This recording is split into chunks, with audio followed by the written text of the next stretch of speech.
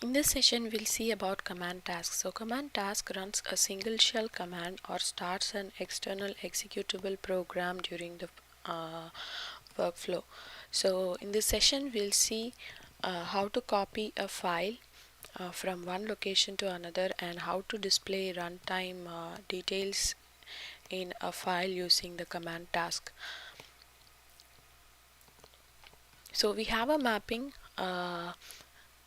which reads data from a flat file and writes it to a relational table. So we first let's create the workflow.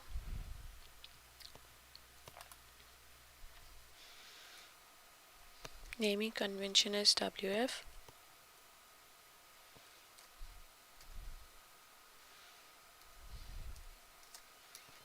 Command task demo. Yeah, and select the folder here. Finish. So every workflow it is mandatory to have a start event and an end event. So I have a file called store.csv in my target.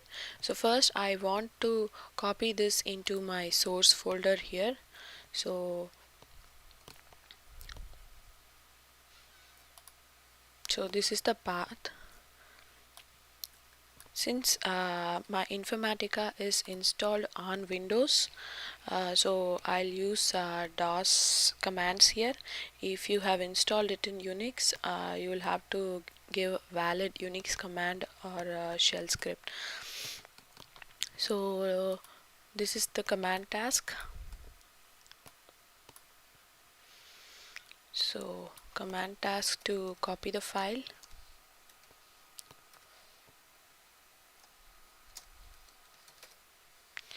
Okay, and the command is so copy the file from this location to this location. So from target to source I want to copy. So in Unix it would be CP and from to location. Okay, so next I'm going to create a mapping task.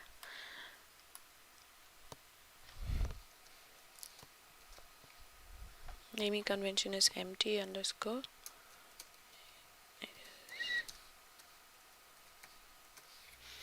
Yeah, so here you need to select the mapping which we'll be using in this particular mapping task.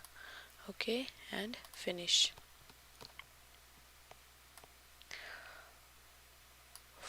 For details about the mapping task, go to my other video on create deploy workflow. So here in output I'll be creating 3 variables called successful, which is a boolean data type. So this variable it will return either true or false based on the mapping task was run successful or not. And next is the target processed rows. I'll say target rows and its integer data type. This will give the number of target rows that were processed during the mapping task execution. So similarly source rows.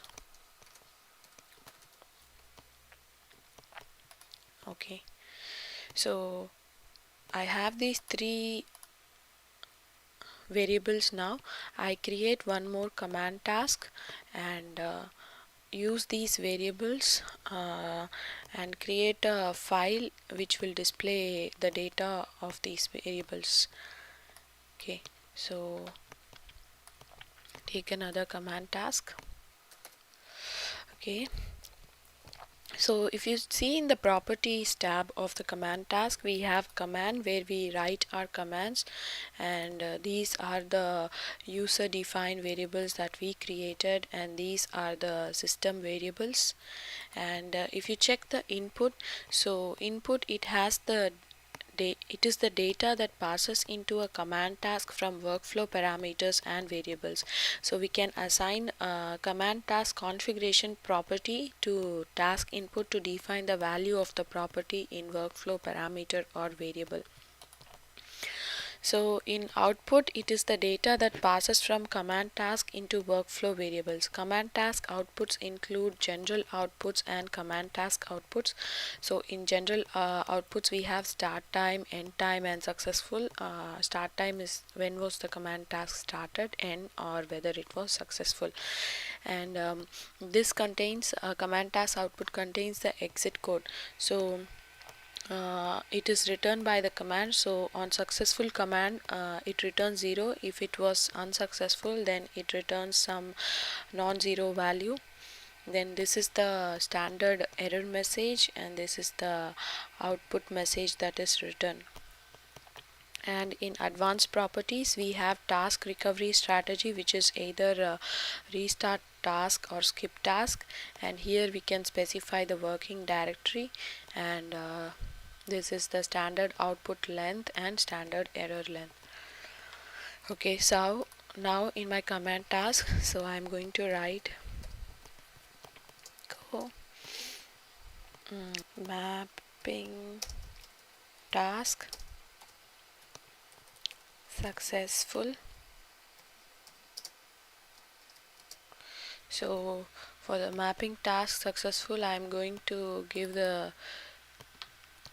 this variable, and next is number of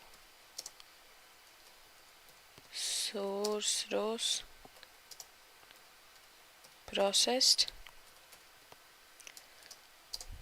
so SRC rows, and finally number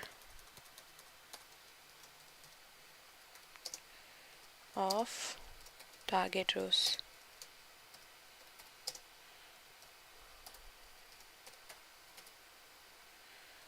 Processed.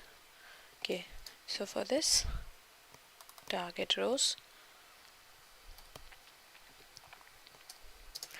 this data will go into my target folder,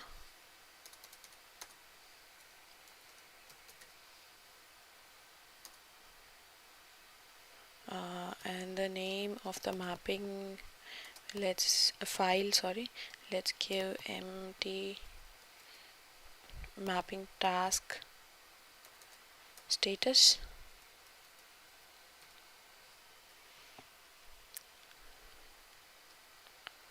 Txt.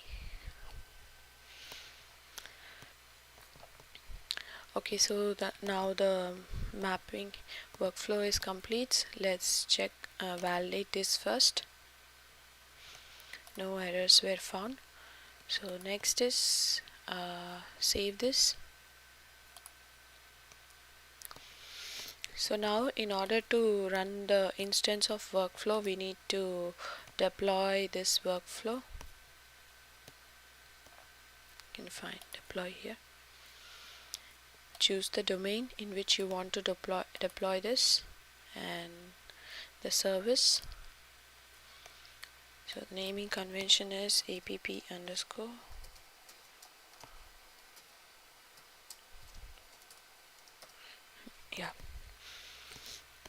and finish.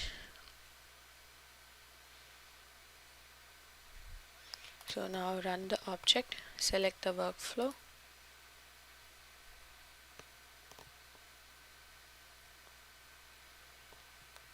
so if you check in your Informatica administrator, go to monitoring,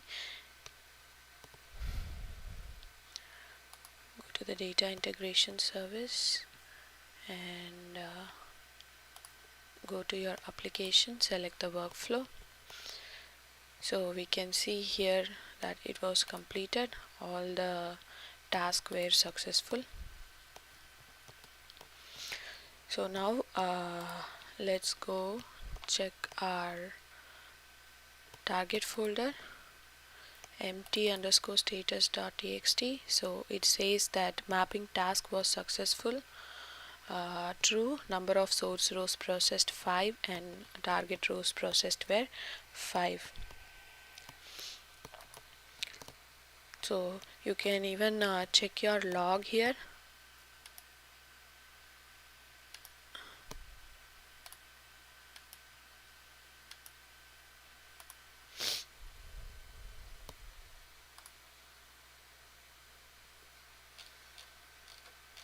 So it says how many source rows, target rows, and other details, mapping task details. Thank you. For more, go to a to z informatica.blogspot.com.